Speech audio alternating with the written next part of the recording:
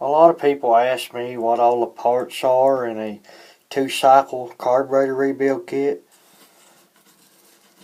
This is a metering diaphragm. This is what works your needle and seat.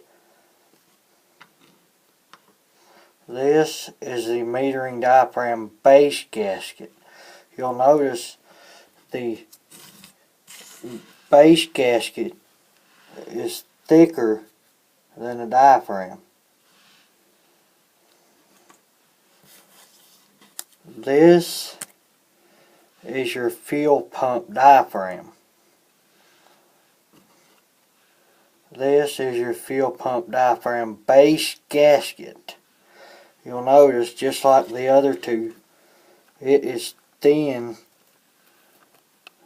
compared to the fuel pump base gasket. And then this is the metering lever.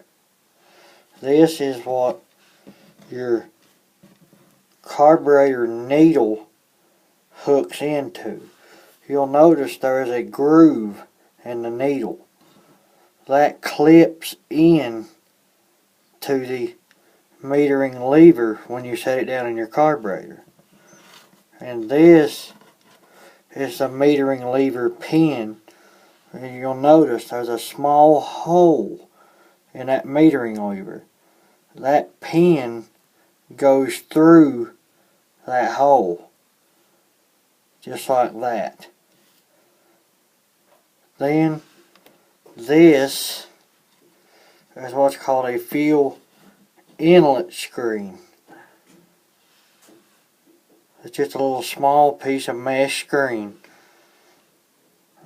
And this is a Welch plug. It's just a little thin piece of, well, I'm not really sure what it's made out of, but these are pressed into the carburetor.